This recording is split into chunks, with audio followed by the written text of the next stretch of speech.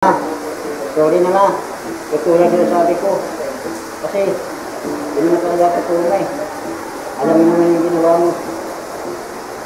Sila sumukulit. Kaya,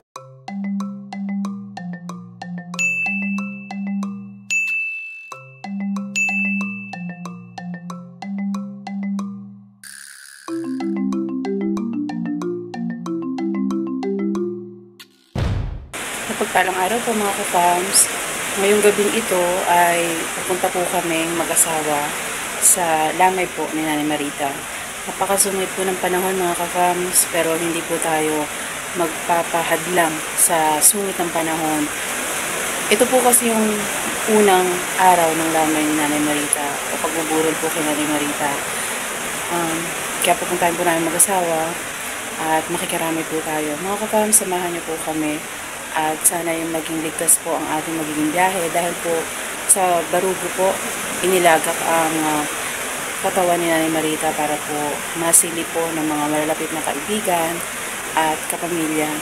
At sa huling pagkakataon ay makasama po ni Jonathan si Nanay Marita. Samahan niyo po kami. God bless po sa ating lahat. Ayan mga kapams, nandito na po kami. Kakarating lang po. Si Kuya po yung naabutan namin dito. Ayan. Siya po yung nagbabantay dito.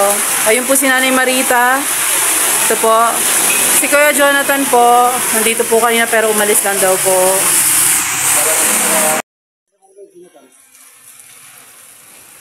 Silip tayo, love. sige ba? Silip tayo habang wala pang tao. Para makita mo yung kagandahan ng Nanay Marita. Oh? Maganda talaga yung Nanay Marita. Yung pinto lang punta sa kanila. Yung bali, phase 6. Maganda rin talaga yung Nanay Marita. Yes, sa mga basketball. Ganda. Kaya nakita mo paglabas ng morgue. Nakapagibag. Ganda yung Nanay Marita. Wala pang makeup yun. Wala pa. Sabi rin din natin. Mama! Awa din natin. Baka yung pangatay na nagpunin pa rin. Kung wala din natin. Nagsalita mag-isa. Tanong, ano ba yung nagtanong eh? Ano yung dapat natin gawin para mabuhay sila ng Marita? Sabi niya? Na multik yung Jonathan. Multik na nila yung ano eh. Kailangan talaga ka. Kaya ito talaga naman kumain ka. Bibigyan mo ito. May difference. Mahirap yun. Mag-isa pa naman.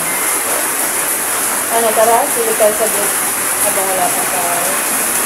Tara mga kabang, silipin po namin si Nanay Marita. Ano po? Wait lang po. Tingin tayo, tingnan natin. Silipin. Tara mga kabang, sama po kayo sa amin.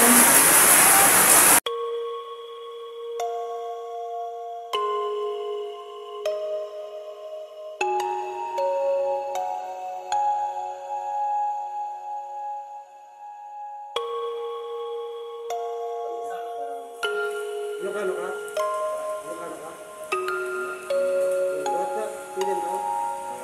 Bukas? Kapis? Ayan, hintayin po natin si Kuya Jonathan mga kapams. Lumabas daw po, naghahanap ng kasama.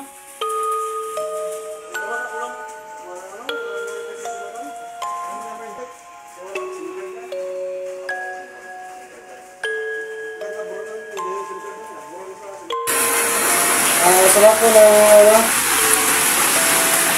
nagmamalasakit, nagmamahal, nagkaalala kay Jonathan.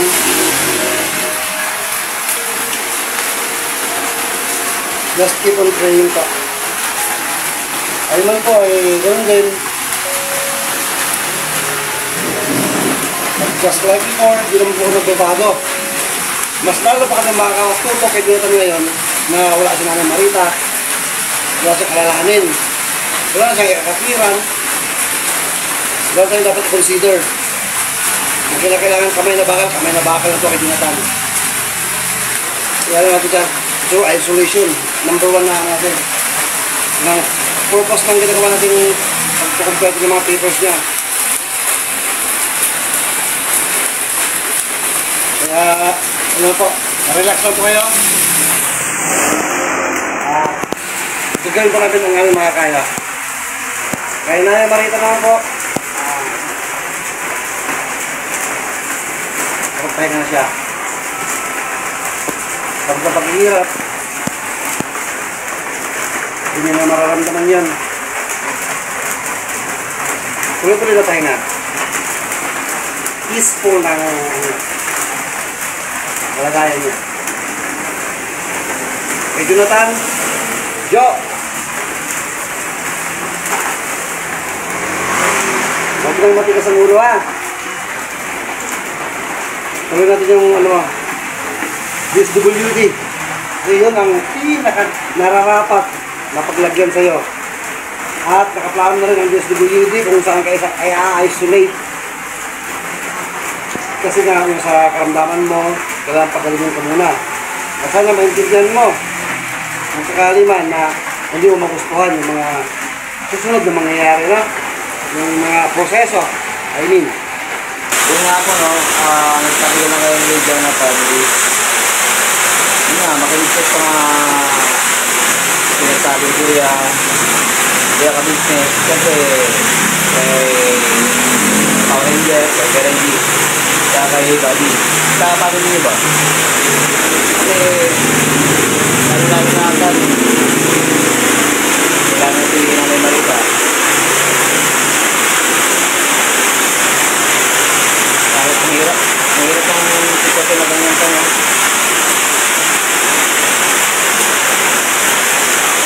Natural, kabiwa pa talaga sa'yo yan. Kaya, yun nga, no, wala sa dito yun. Siguro, naalala niyo si Nanay Marita kung saan pinamuli ka, di ba?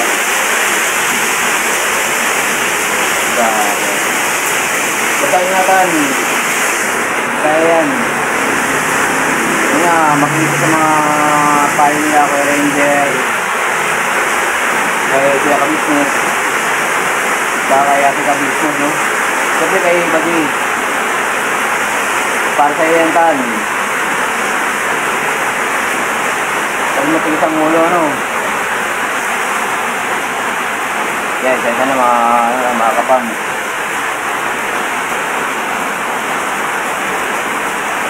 Tan. Ayan, muli po, nakikiramay po kami kay Kuya Jonathan. Kuya Jonathan, nakikiramay kami sa'yo. At ingatan mo yung sarili mo. Si nanay, wala na. Ayan. At marami pang pupunta rito para makiramay sa'yo.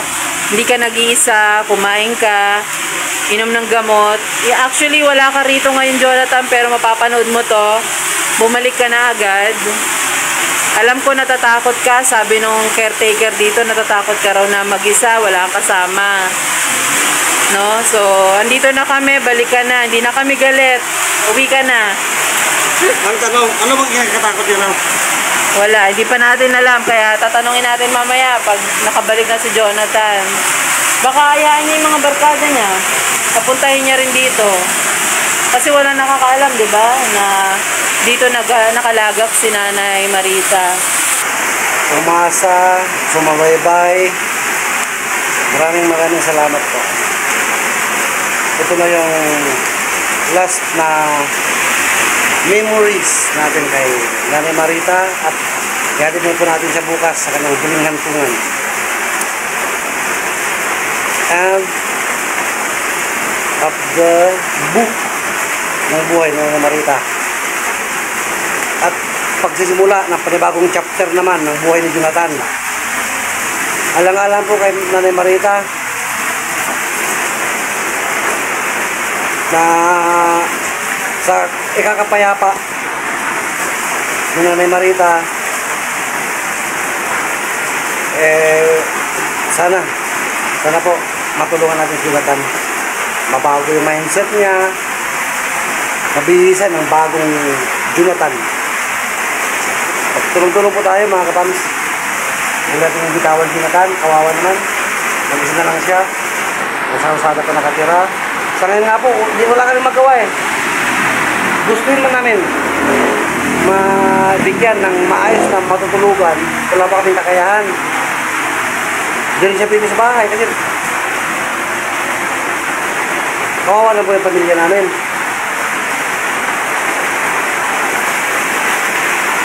Napakahirap na sitwasyon ng Jonathan sa totoo lang. Kaya sana po, mamulog natin siyang dahan-dahan. Take na rin po namin yung opportunity na to mga ka-fams. Tanggalin ko muna to. Ayan. Take lang po namin yung opportunity mga ka-fams. Magpasalamat sa lahat ng mga nakikiramay sa comment section. Lahat po yun nababasa namin.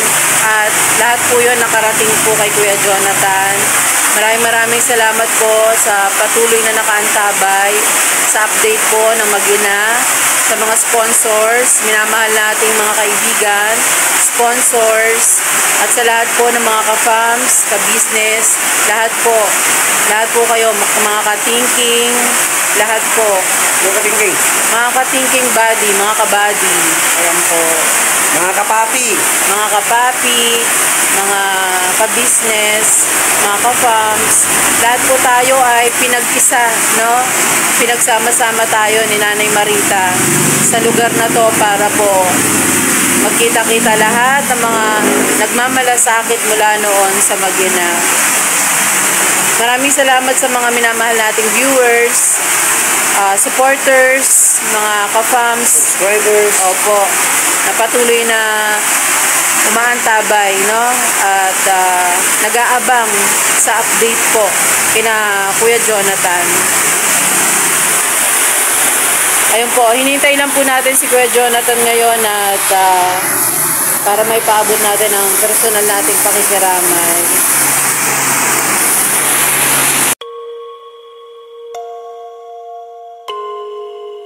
Dumating na po si Kuya Jonathan. Kasama po niya sila Madam Jen, tsaka yung asawa, no? Yung Madam Jen. Umalis lang din saglit. Ito, si Kuya Jonathan. para bumili ng kandila. Nalulungkot si Kuya Jonathan. Sobra niyang namimiss si nanay. Hindi nga po namin mapigilan at naiiyak po talaga siya ngayon. Hindi naman po namin inaawat na dahil mahalagang mailabas niya rin yung kanyang nararamdaman. Hinahayaan lang po namin kung gusto niyang umiyak. Namimiss niya rin po si Nanay Marita.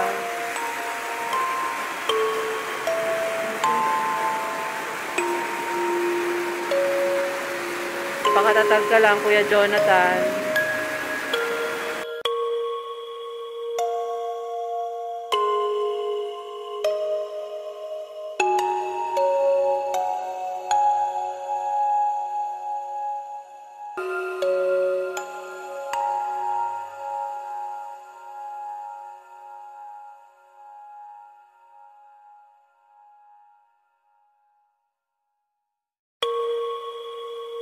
Ma, mahal na mahal kita.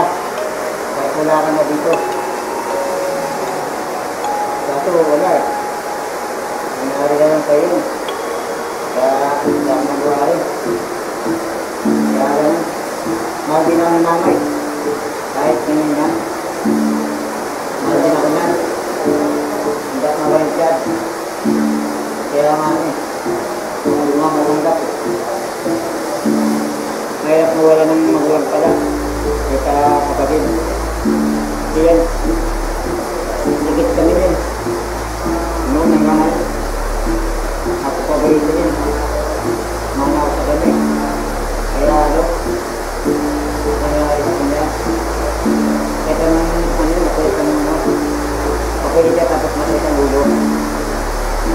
Hindi ko pinutukuhan yan. Dahil ko nilunod. Mag-iingat daw ako.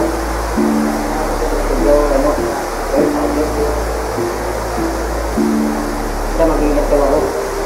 Saka matiyak. Pangako ko. Wala akong mga papangako eh. Sabi eh. Nandito na lang ako. Saka hindi ko alam kung gagawin ko ngayon.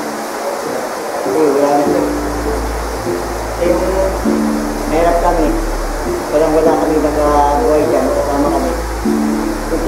buhay ko eh. Kahit wala akong asawa, wala anak. Masaya na ako pagkasama ko eh. Pero ngayon, wala na lahat. Kaya na kuya-kuya na ako. Itong pinamanggat sa akin wala eh. Kaya sa kuya ko eh. Kuya mabigat din. Yung nasa ito mas malala sa akin. Hindi ako mapakalim. Pag ako na sa bahay, nakatulog sa akin. Ikot ako. Hindi ako makatagal sa isang tabi. Dati, buhay yan ang nakakatagal ako eh. Parang buong buhay ko. Pag wala, makikimakayo, pera, hiningi na kami. Sabi ko, bilhin na ang buhay ko. Ngayon, wala na. Ma! Hindi ikaw eh. Hindi ka nakikinig sa akin eh. Pati na sa tinulo mo, pangalit ka eh. Sinusunod lang kita. Tapos, kung hindi ka sunod, magagalis ka. Awayin mo ko. Kaya wala akong magawa, sundin na kita ng isi. O, diba? Sige na. Sumusunod lang ako sa ginagawa mo. Ma, sorry na ma. Katulad na sabi ko. Kasi, hindi naman talaga katunay. Alam mo naman yung ginawa mo. Ayaw mo magpapawal eh. Ayaw mo magpapigil, kaya susunod lang ako sa'yo. Sorry naman sa natasan ng rest ko. Kasi ganito, ginamot ganito eh. Saan ako magpunta? Kasi nung kausap ko ganito ako. Ma, malaman kita. Kailangan natin magagawa eh. Ayaw mo sa hindi yan. Ayaw ko na siya hindi, wala tayong magpaparehas eh. Nangyari sa iyo, nangyari na. Sana hindi nangyari para walang ganito eh. Yun nga. Yun ang nangyari sa buhay natin. Kaya wala tayo. Ako hindi ako sumuko eh. Kayo sumuko. Kaya ganun nangyari. Hindi ako sumuko. Sila sumuko niya. Kaya alam kasi ang katotohanan kasi. Bakit nangyari? Nakikiramay kami sa iyo ha. Panatagin mo yung loob mo. Nandito lang kami ni kuya mo. Nakikiramay kami ni kuya mo. Ingatan mo yung sarili mo ha. Huwag mong pababayaan, huwag ka masyado nag-iisip. Magpahinga ka, kumain. At kapag may yung gamot mo, iinumin mo ha. Susunod ka sa mga payo. Bali, Jo, hindi na ako magtatagal kasi papasok pa ako. Mauna na ako ha. Pero parating na rin yung ibang makikiramay sa iyo, sa atin dito. Kay Nanay Marita. Salamat sa pagtanggap mo sa amin dito. Nalulungkot kami sa nangyari para kay Nanay. At para sa iyo na rin. Nakikiramay kami. Parang nabubuhay naman ako, parang wala rin ang buhay. Oo. Nabubuhay ako sa mundo. Parang patay rin ako. Oo nga. Alam mo ito lang. Bakit buhay pa nagkano? Patay ka lang. Buhay lang ako. Nabubuhay sa mundo. Parang patay na rin ako. Wala rin tayo pa. Sila pinagkaiba, parehas lang. Kaya, yun ang nararamdaman ko. Parang naging manid na ako sa buhay ko.